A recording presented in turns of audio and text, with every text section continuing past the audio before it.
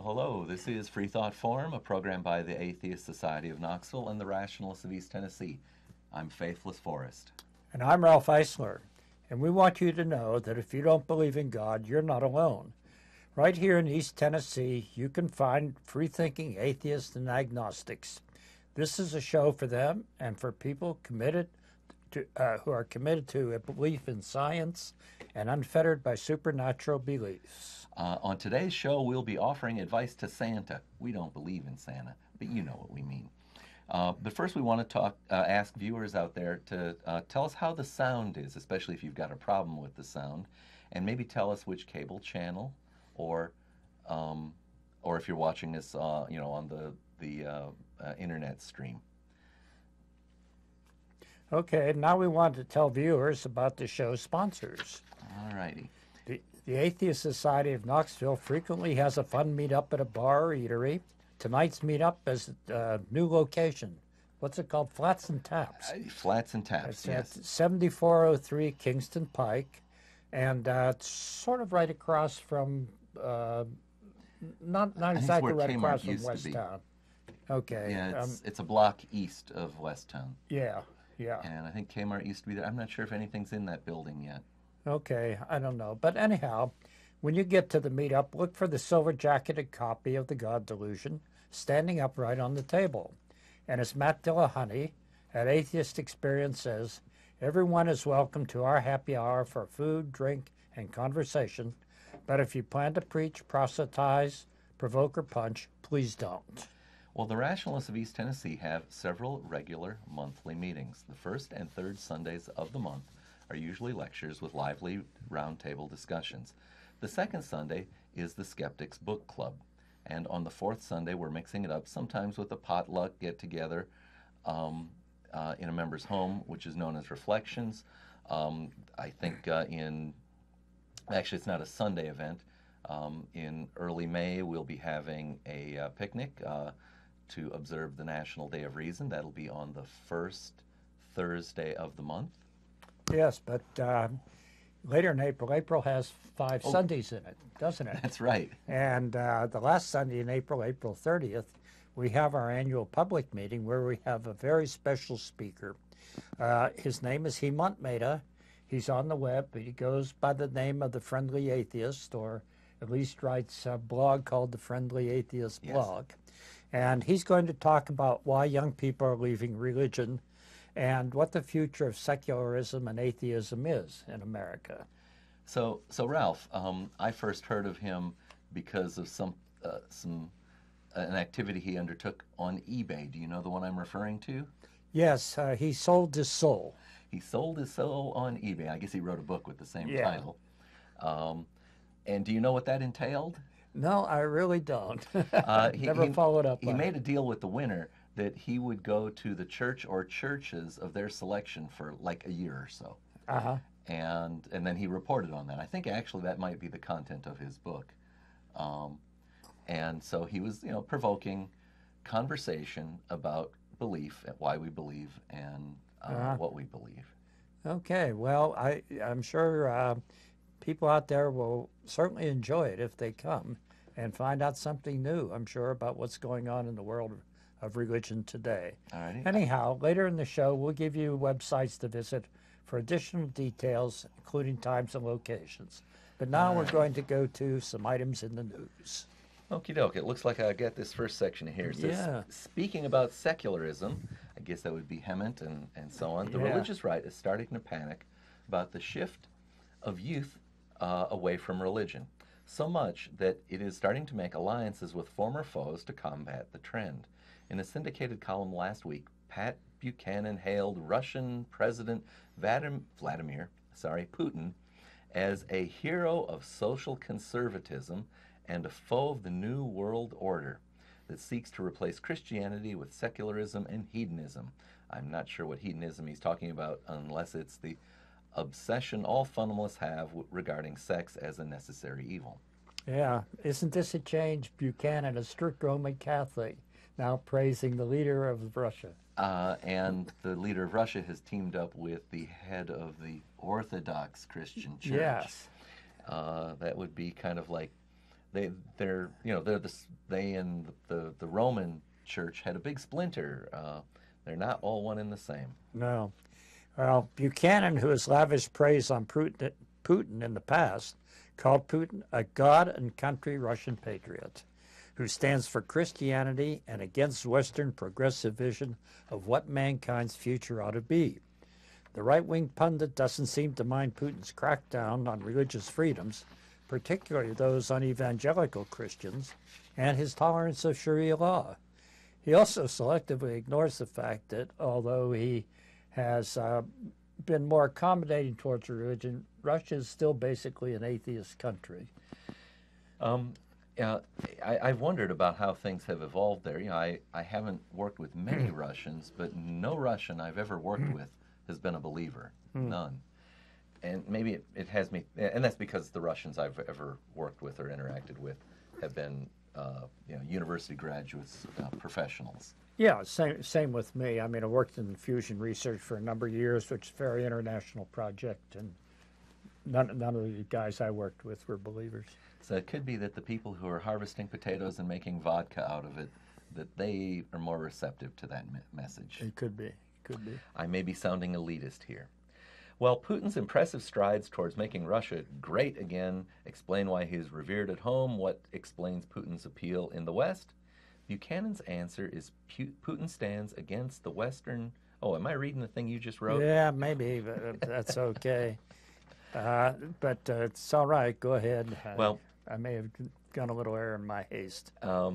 He's aligned himself. Well, Putin has aligned himself with traditionalists, nationalists, and populists of the West, and against what they have come to despise as their own civilization, such as equality, tolerance, humanism, and rationality. Yeah, that's not Buchanan's words. Those are my words, because that's words. What I believe the progressive left stands for.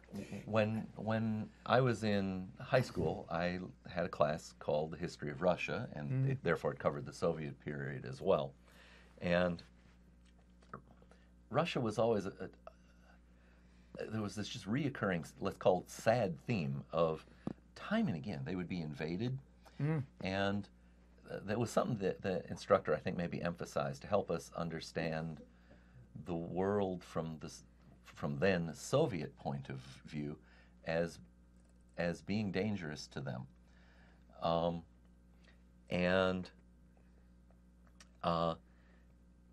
I think even then, by the time I was in high school, which would have been in the late 1970s, the longest period had elapsed since Russia had been invaded since like the end, maybe like for 400 years, like the Romanov kingdom.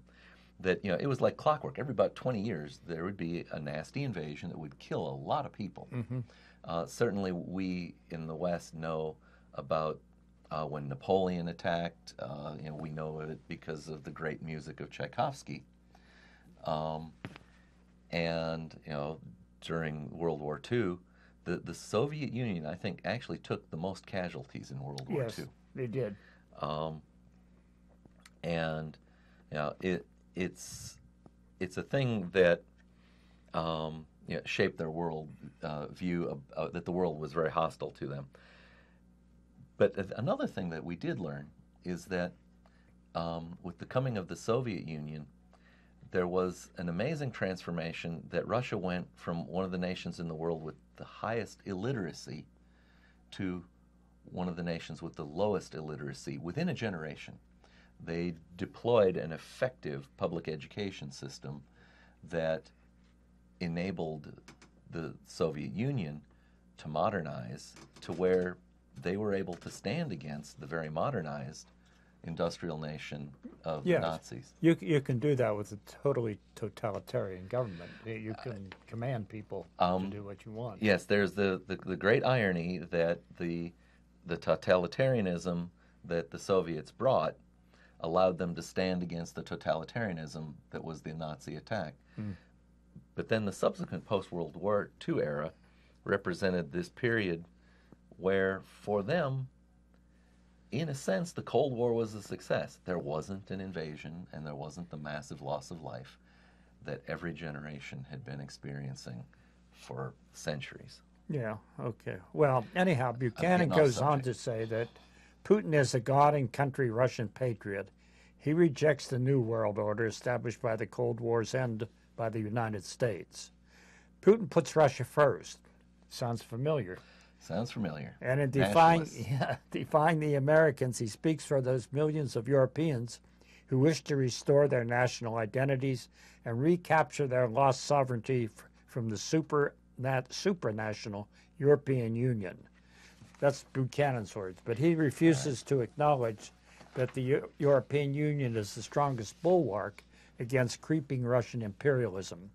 Putin knows it stands in his way of re-annexing smaller, weaker Eastern European nations. Putin also stands against the progressive Western movement to cut ties to its Christian roots and to embrace secularism. After all, religion is the greatest tool a dictator can employ to control a population. Yeah, it probably makes it's important to remark at this time too. Often the accusation is raised that the Nazis were atheists, and that's not at all the case. No. The Nazis would pledge their allegiance to God and Hitler, and a very common belt buckle of the soldiers said "Gott mit uns," which is God is with us, I guess. Yeah. A little bit like that phrase on our currency. Yes, somewhat like it. I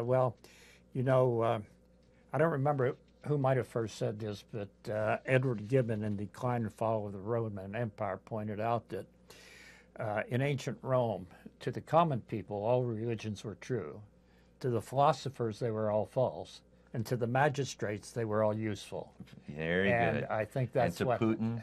To Putin and maybe to our current president. All right, and certainly Buchanan. Yeah. It is remarkable that Buchanan is, it's like he's forgotten that there's this important idea of democracy and representative government that we have our institutions built around. Yeah. All right, well, it looks like we have another topic here. The most disgusting item in the news this week comes from Iowa Representative Shannon Lundgren, who has proposed a bill saying that women who miscarry after 20 weeks of pregnancy should be forced to carry their dead fetus to term. Oh, yeah. During a hearing Wednesday of Senate File 471, which she manages and which would clear the way for a state ban on abortions after the 20-week mark, she faced a question from fellow Representative John Forbes, a Democrat. And Forbes, noting that he has a daughter who's 20 weeks pregnant, asked that under the bill would his daughter have to carry her child to term, even if the doctor told her there was no longer a heartbeat. Is that good medicine, Forbes wondered? Lundgren's response, and this just drives me up the wall. Her response is, this bill wasn't written for the intent to protect or govern on the side of a woman.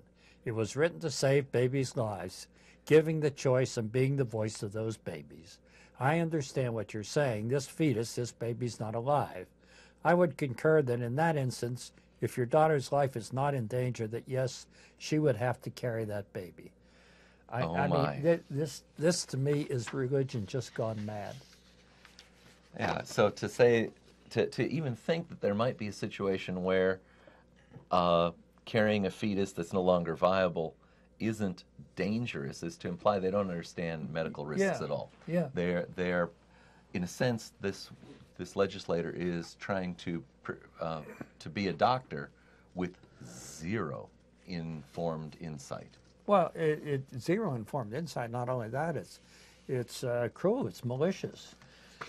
So, well, we're getting kind of worked up here on this, so maybe we should go and talk about telescopes. What's our topic for today? All right. Well, the topic is actually kind of inspired by something that's been in my mind lately, and that we should make sure viewers know about. And that is this August 21st, around 2:30, here in East Tennessee, there will be a total solar eclipse. Now, that's not all of East Tennessee. Viewers in Knoxville will only see a partial eclipse. It will be a deep eclipse, but a partial eclipse. There's a big... have you ever seen a total eclipse by any chance, Ralph? I'm trying to think back on this. I've been through a couple of eclipses. One when I was in Pittsburgh as a kid, it wasn't total at all, but my father always had welding glasses. Okay. And so I could watch that. You could watch the partial eclipse. Could watch the partial eclipse. And the other time, this was after I gotten out of graduate school, and I was working with a program doing rocket science. Okay. And what they would do is shoot these spectrometers up into the sky. All right. And we record the spectra, the solar particles. spectra? Well, any kind of spectra, day glow, aurora. Okay. Mostly, in this case, the day glow, because the launching site was up in Churchill, Canada. And I think this eclipse was not total, but it was almost total. I can remember it was very, very dark. Okay. Well, did you remember seeing stars in the sky? No, I did not remember seeing that stars probably in means, the sky. That probably means it's not a total. It wasn't total. So, I've never seen a total eclipse. I think during my lifetime there had been a total eclipse, but it was nowhere near where I lived in Minnesota, and I was a child at the time. So, traveling to it was not an option for a child. Yeah, And well, this launch site was Fort Churchill on the west side of Hudson Bay, where all the polar bears go through in the winter. Okay. And would it have been around 1964, maybe? Yes. Okay. That may be the eclipse that was somewhere in the vicinity, but was not total in Minnesota. Right.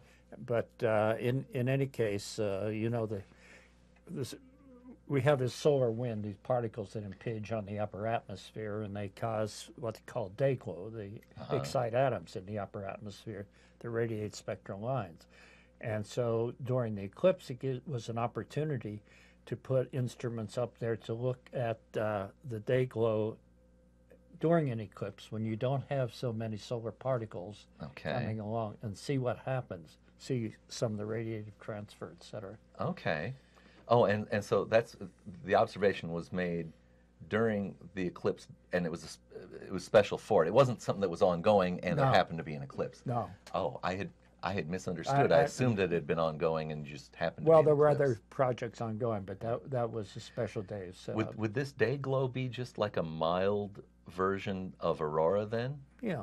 Okay. And it's just that during the daytime, mostly it would be drowned out by the sun's direct light. Sure. Okay. Well, that's cool. So the neat part about what we're discussing, and to contrast it with revealed religion or revealed information from the holy books, is that these things we're discussing can be observed by people. Now, sometimes you need some instruments to do it, or you may need to be willing to travel, but that's the real difference between the claims of religion versus the claims of natural science. Natural science, many of these things are repeatable to various levels, and depending upon your willingness to spend. So, and that willingness to spend is something that often increases in December. And so if we can move on, I guess that's the title of the slide here. We want to help Santa choose a telescope. And we're giving him plenty of warning, huh? Plenty of warning. Since this is still April. So let's move to the next slide, which says, oops, no, we need the one that looks like it's got this little tripod thing here. All right. Little tripod thing here in the center. We'll find it. There you go. A lot of people, unfortunately, will get an impulse to purchase a telescope, and they'll go to a department store, and they'll pick up one of these small telescopes that looks like this. Mm-hmm. So I've only brought the telescope, the optical tube assembly. You're welcome to hold it, Ralph. Okay. Oh, it's very light. And that's because plastic. Yes, and also it's because it does not have a very large lens. Uh-huh. It's all built lightweight, small materials, so that it can be low cost. And unfortunately, they work so poorly that they often yield a very frustrating experience for the young astronomer for whom it was purchased. Well, what do you mean it works so poorly? Because the optics aren't good? Or? That is one of the many things that are not good. I think we've got a call. I think we've got a call. All righty. Well, hello, caller. You've reached Freethought Forum TV, and can you give us a name or a nickname? It's Charles from Central Illinois. Well, hello, Charles. Thank you for calling. Have you been watching the show? Yes. All righty. Well, we've just started to dig into the main topic, telescopes, and talking about the eclipse. What's your comment or question? Well, one of the things that you don't just need a telescope, you can also do what Neil deGrasse Tyson did, go to a planetarium. Oh, very good. Because he lived inside New York City where it's kind of hard to see the stars there.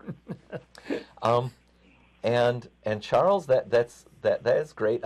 So as a grade school student, I was taken to a planetarium where I learned where Orion was in the sky, and the first thing I ever attempted to observe in terms of pattern of stars in the sky was Orion, right after a planetarium visit. But Charles, we down here in East Tennessee are blessed with dark skies just an hour or so drive to the south of us. And as a result, I have telescopes and I go observing and see the Milky Way a lot. That's what motivates this program, the topic today. Well, one of the things I have noted is that after every time there's a big comedy scene and people go out and buy these big, humongous, expensive telescopes to view the comet that occasionally fail to show up really bright, that a lot of them start showing up on the eBay and back issues of Sky and Telescope for sale and so forth. Right.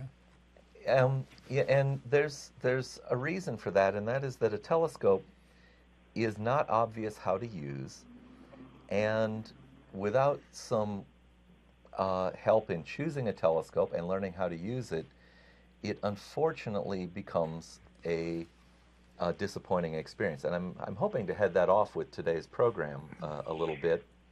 That's what I was leading to. Now, a lot of these are really good quality type, and your thing was how to help Santa buy a telescope. Yep. Yeah. So for this August show, you will be able to acquire very good quality used telescope. Well, Charles, let's address an issue here. And make sure that you and the viewers understand something, and that is that a telescope is not the tool to use to view a total solar eclipse. True. A total solar eclipse is best viewed with your eyes and looking all around.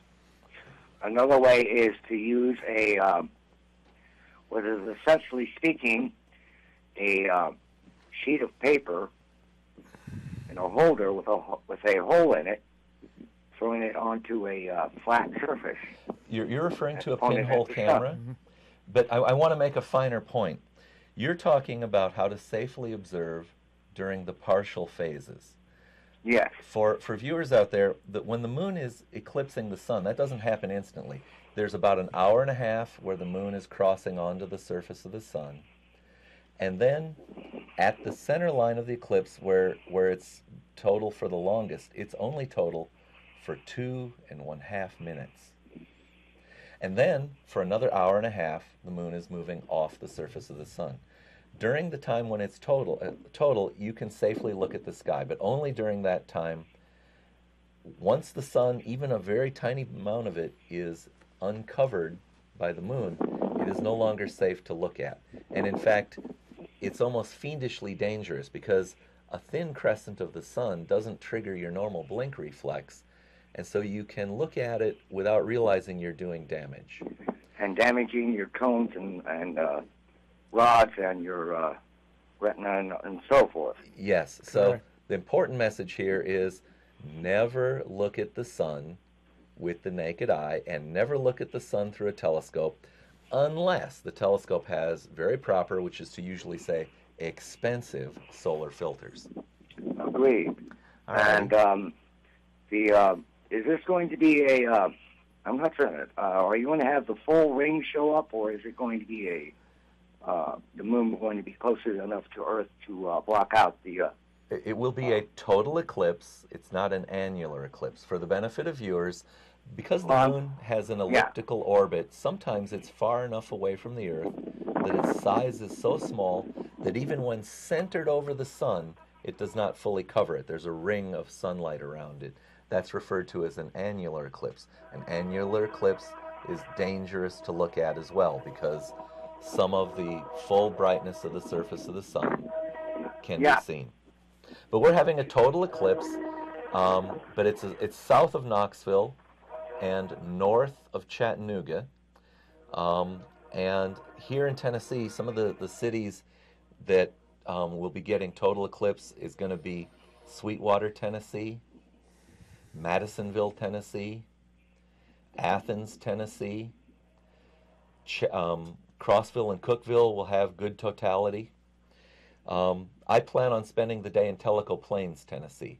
Tellico Plains is at the entrance to the Cherahalla Skyway, which is where our club observes during nighttime star parties. But there's a wonderful resource. It's a NASA website, and its URL won't come to me. We'll probably talk about this yet again in upcoming months, and I'll share resources with. There's a NASA website that has some beautiful maps that are interactive that allow you to zoom around and identify, maybe small cities to go to should you need to travel to because of weather. Yeah, but that's the main point I was thinking of was the safety factor. If it was an annular or a full, I wanted to make certain that information was out there. All righty. And then I'll let you guys go. All right, Charles, keep watching. We're going to cover a lot of these questions. Thank you for helping us. We're always glad to hear from you, Charles. Okay. Getting back to talking about planetariums, you live in Maryville. Maryville. And there is a planetarium there, right? The Heritage High School has a planetarium. However, it has not been functional for about, I think it's now almost 4 years. Oh, when the director left? The director, Tom Weber, the planetarium director, left, and they've not replaced him. There was a recession in 2009, and money got tight, and after he left, by not replacing him, they saved some money, and it just hasn't happened. Well, that's too bad. I'm sorry. I grew up in Pittsburgh, and we had a wonderful planetarium there called the Beale Planetarium. I used to spend a lot of time there. I've heard of the Beale. It's well known. But we were talking about telescopes. Yeah, let's get back to that. This is the unfortunate telescope that a lot of people put under the Christmas tree. And what we're hoping to do is warn Santa against this mistake. And so let's see if we can find the next slide here. And it actually says some basic rules. And we kind of got into this a little bit with Charles. I'm jumping back and forth. So one of the rules is never buy a telescope in a department store. They almost always are stocking the price-sensitive ones. Oh, yeah. And another important rule to remember is magnification is generally meaningless. You'll often see on the box that this one would have come in. I never had the box for this. It was given to me out of the box. But they'll say, 500 times magnification. Well, the magnification of a telescope is in some ways just the ratio of the focal length of the objective lens divided by the eyepiece. And by changing eyepieces, you can claim very high magnifications. But it doesn't mean that it's useful. Because if the objective does not form a good image, all you're doing is magnifying a blurry, useless image. So when we talk about telescopes, we're usually wanting to get a benefit of light gathering, which is how big the telescope is on the front end. So this will be something we say over and over again. There is no substitute for light gathering, And the phrase that describes that is aperture. The aperture or opening of the telescope is what really helps. All right, so let's move to our next slide, which... All right, can we move to the next slide, which actually I'm not sure what it is. We might need to move to the eyepiece slide. Can we find... aperture. So the aperture of the telescope is one thing, but the eyepieces have aperture as well. That slide actually, and for Ralph's benefit, these are the two eyepieces that are in the picture that our viewers are seeing. Which of these two do you think you'd rather look through? I'd sure rather look through the one in my right hand. Which is the big one over your head. One. Yeah. Now, both of these are 25 millimeter eyepieces. They produce exactly the same magnification. Oh. And yet, you know, as Ralph holds them and as the viewers look at the image on the slide, you can see that one offers a huge window. Yeah. And the other does not. Well, the little eyepiece actually fits in this little scope. So let's demonstrate. These eyepieces have a diameter that is just slightly less than 1 inch. It's 0.94.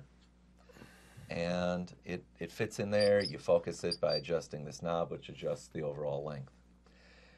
Now, the downside with this scope is that even if you buy this better eyepiece, it doesn't fit because it's 1.25 inches. And so once you've spent money on one of these small telescopes, you can't even upgrade it. Yeah. It's a real shame. And so what we're really hoping to do here is make sure that people don't invest in one of these telescopes that has only a small 60 millimeter aperture and only accepts 0.94 millimeter eyepieces. Right. All right, I think we got another slide on eyepieces. Here we go. So, well, maybe what we ought to do is take a little program break here. Oh, we are past the midpoint. And then tell people the good stuff to buy. There we go. That's a nice segue. So, all right. In case you're just tuning in, this is Freethought Forum, a program by the Atheist Society of Knoxville and the Rationalists of East Tennessee. Freethought Forum is funded jointly by them and by individual contributions. Shows are live almost every Tuesday from 5 to 5:55 p.m. Eastern Time in Knoxville. It's on community television, Channel 12 or Channel 194, depending upon your local cable provider. Tell your out-of-town friends to see us streaming online at ctvknox.org. Today's show is live April 4th, 2017. You can call in on the number on your screen. That's the number down below us. And we're going to take a short break and ask you to watch these informative videos about our sponsoring organizations.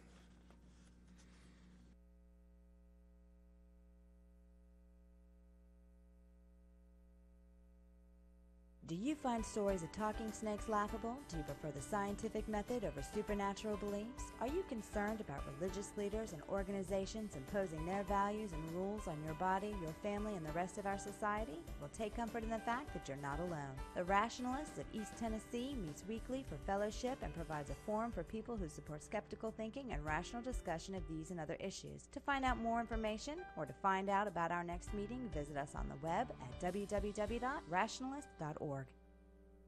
Do you find stories of talking snakes laughable?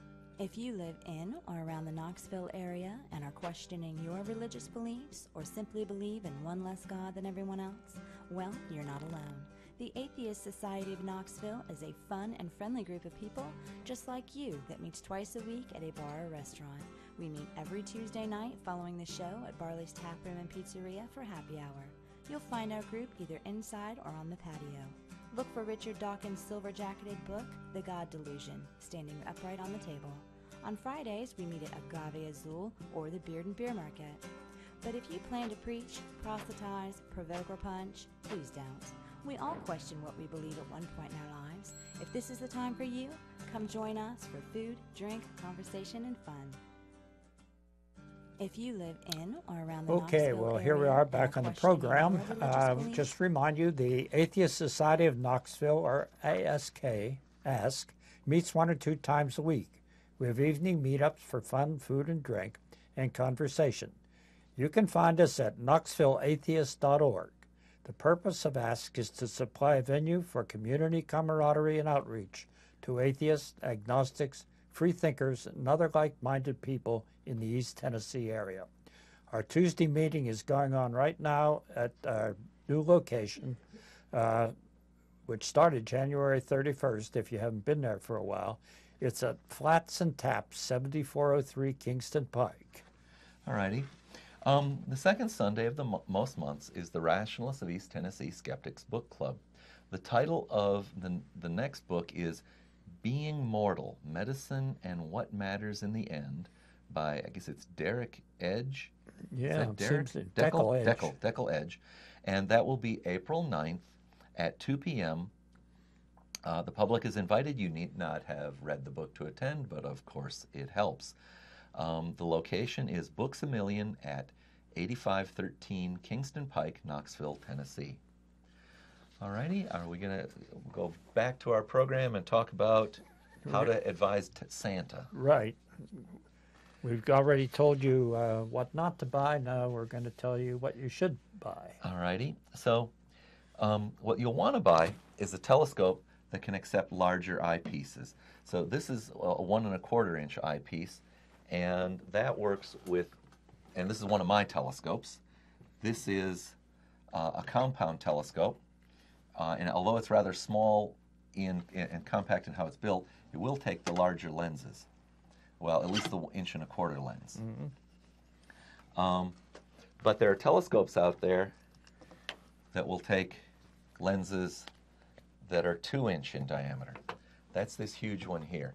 I don't know if by pointing it at the camera that they can see through it and understand that this is like a picture window. That overwhelms my eye. I mean, one's too small, one's just right, and one looks like it's too large. When you observe through a nice telescope with this eyepiece, it's like a picture window. You're entering the universe. It is dazzling. And the important thing is that, well, this lens, it costs quite a bit. This lens costs a little more than the cheap, nasty trash telescope. So if we warn people against buying that nasty telescope, we've saved them enough money to not quite buy this lens, but you'll be close. So that's the important thing. So what we kind of want is to advise people to hold off on buying that first telescope until they learn more. And if you must go out and buy something, the first thing you should buy is this, binoculars. And what we see with binoculars is it's actually 2 telescopes. And if I hold it up just right, you actually can, the viewers will see right through it into the background. And the cool thing about binoculars, these binoculars will cost you just a little more than $100. Is that all? A good pair of binoculars is about that. Wow. You can certainly spend more, but what you'll want, and when I say a good pair of binoculars, you want 50 millimeter aperture and ×10 magnification. The common binoculars come either that size or 7 by 35. Mm-hmm. The 7 is the magnification and the 35 is the aperture. Remember what we said, we want light gathering. There is no substitute for aperture. So a 50 millimeter gets you more, and a ×10 magnification is about the limit for being able to hand hold it. Mm-hmm. Now there are binoculars out there that will have more magnification. They will generally be heavier, and you must put them on a tripod or you will not be able to hold them steady enough to see. Yeah. Even in the light of day, if you're trying to look at deer or birds, that much additional magnification, anything beyond 10, gets very hard to use. But the cool thing about this is that this is actually a telescope, and if you decide that being up late at night and viewing the night sky is not for you, these binoculars still remain useful to you for bird watching, going to Cades Cove and looking at the deer out in the fields. Sure. And so this is the better first investment if you must go out and buy some sort of optical equipment. Mm-hmm.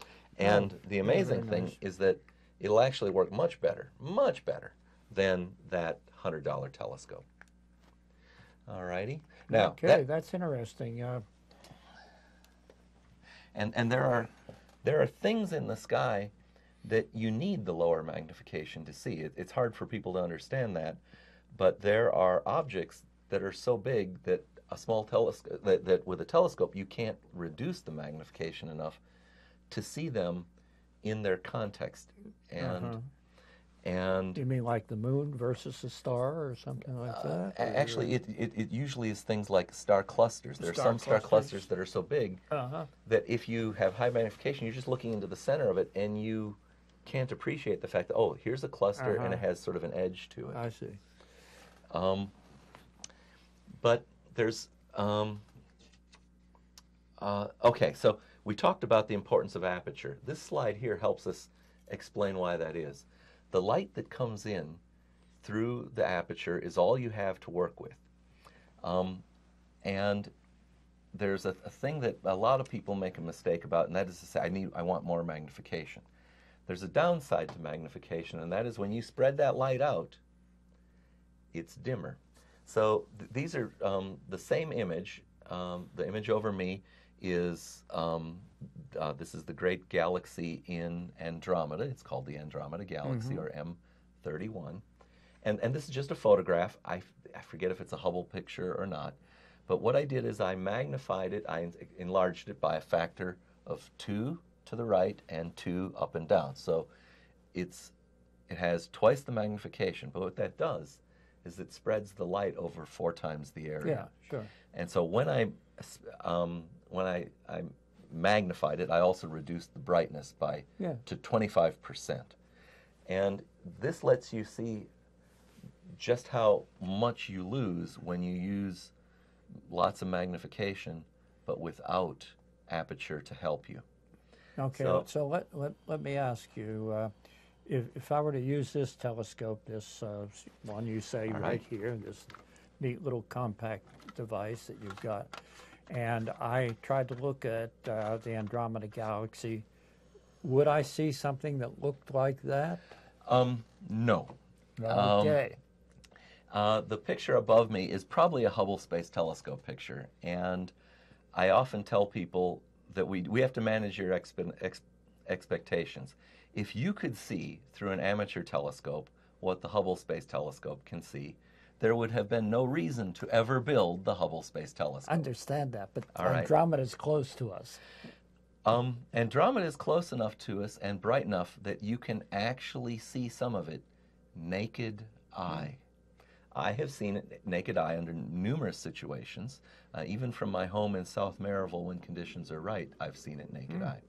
But when you go to a dark sky site, it gets easy to see. So this telescope here that I've got, let's see if I can point it towards the viewers. This has about 100 millimeter aperture. So the binoculars were 50 millimeter aperture. This is 100 millimeter. Twice the diameter, but 4 times the light gathering area. So if I were to set this up with an eyepiece that had the same magnification as the binoculars, this would give me an image 4 times as bright. So it would be similar to saying the brightness improvement would be from going from that dim image behind you to the brighter image above me, if run at the same magnification. And the well, I think we've kind of talked the importance about magnification, or sorry, the importance about light gathering so that you can see things. So let's grab this next slide that has these colorful magazines on them. So where I'm going with this, though, is to try and discourage people from spending money until they learn more. So one of the first things you may want to spend money on is actually magazines.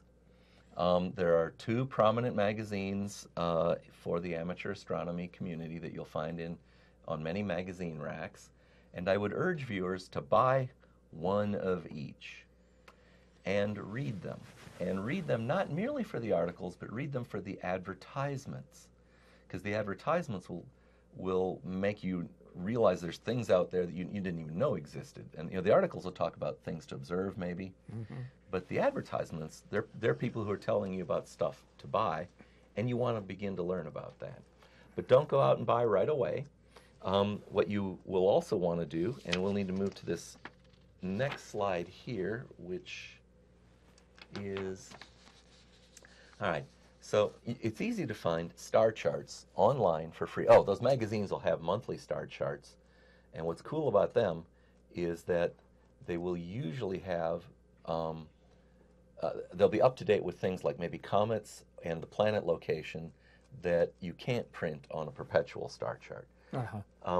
But there are free star charts available, and NASA, on their website, they've got a marvelous thing.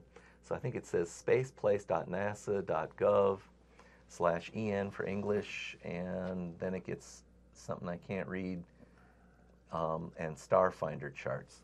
Well, what is that behind my head there? Is that That's a Starfinder chart. Oh. And they've got 12 of them there, one for each month.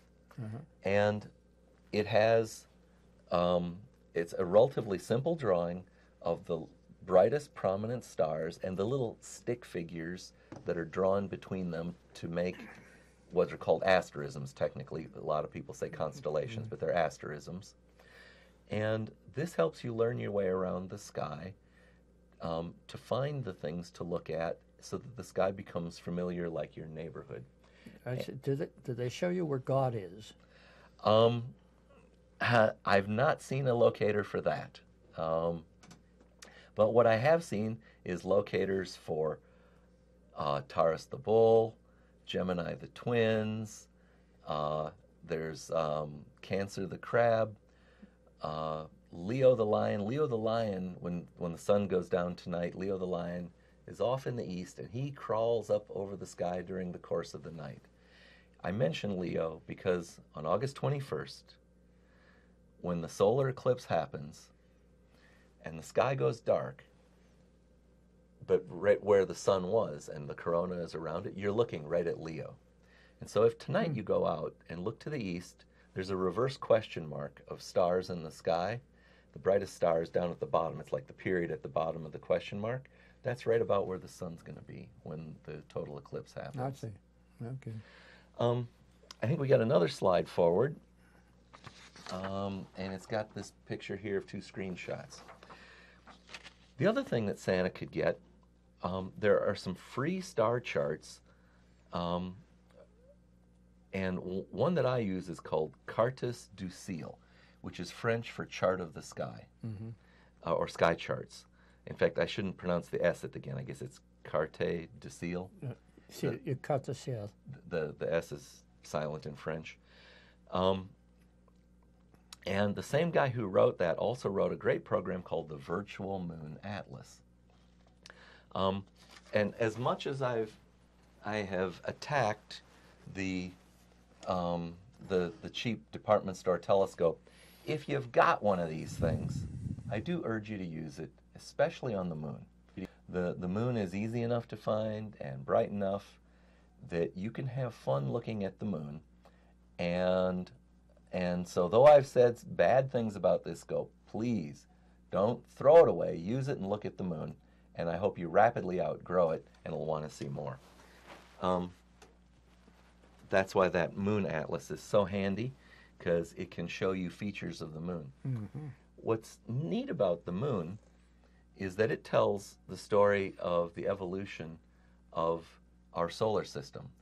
We can see on the chart, oops, let's back up one slide.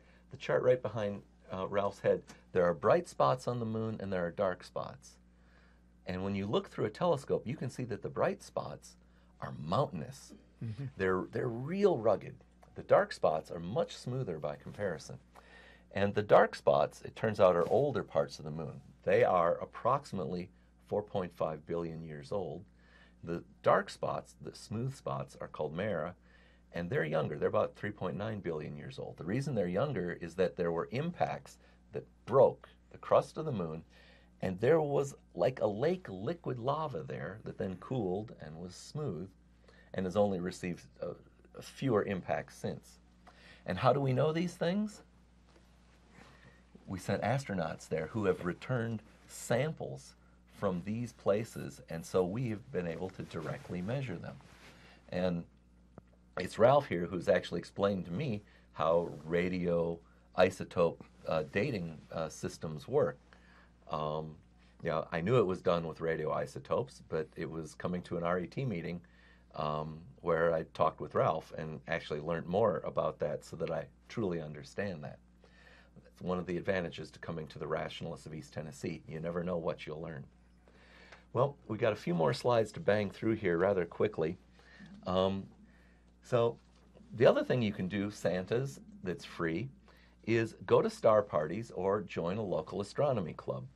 No matter, viewers, where you are, there must be astronomy clubs near you. Every large city is going to have one or more, and sometimes the universities have them. Often they'll meet at planetariums. So you'll want to go and do that. And here's the important part of the thing. Go to a star party and look through someone else's telescope. You know, the reason people go to star parties is to share the sky with one another. So they want you to go to look through their telescope, unless they happen to be setting up to take photos, in which case they got a camera in where the eyepiece would be. And you know, so the polite thing to do is ask them, "What are you looking at? And may I see? Can you tell me about it?" Well, that seems to me like it'd be a good way to sort of go around, sample what people are using, and maybe help you also decide on what you may want to buy.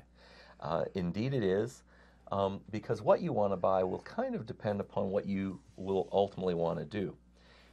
Let's move forward again through the slides. Let's see, we've covered about buying the telescope, buying binoculars. Let's move forward again. There's an accessory you might want to get with binoculars, and that's either a tripod or, better yet, what's called a parallelogram. That'll let you move it up and down and it stays pointed. Yeah. Let's move again forward. Now, this is kind of where I wanted to bring the conversation to an end. This telescope here has an unusual form. Ralph, if you could maybe scoot a little closer to me so the viewers can see the bottom of that. Yeah. This telescope does not have anything like a conventional tripod. What that is it's made out of like plywood. Yeah. And it's like a lazy Susan. It rotates. This telescope here has the same motion. The telescope rotates around, and it can be pointed up and down. So this is called an alto-azimuth mount. But that system is made out of plywood. It holds a huge telescope. That telescope has a 10-inch mirror. Wow. And so we don't have anything like that here in the studio. A 10-inch mirror gathers a huge amount of light, and that telescope actually costs less than this telescope. I paid about $800 for this telescope with its accessories. That telescope will be about $450. Okay. And that's actually the scope you should start with, and they often are configured with the ability to hold a 2-inch eyepiece, and it's called a Dobsonian. So we've kind of told Santa maybe what he should do. Hold off spending money right away, and if you're going to spend, go for... Oh, the last thing about it. This is the biggest scope that you can take apart and put in the back seat of your car or in the trunk and go to a dark sky site. Okay. And that's what makes it the best. Time to wrap up. All right, this has been Freethought Forum, programmed by the Atheist Society of Knoxville and the Rationalists of East Tennessee. And you can give us your feedback by voicemail at 865-272-9060 or email us at freethoughtforum@yahoo.com. Shows are 5 to 6 most days. You can watch us online, ctvknox.org. And so all the nuns usually identify with no religion. Come to RET, come to ask. We'll be happy to have you. Just real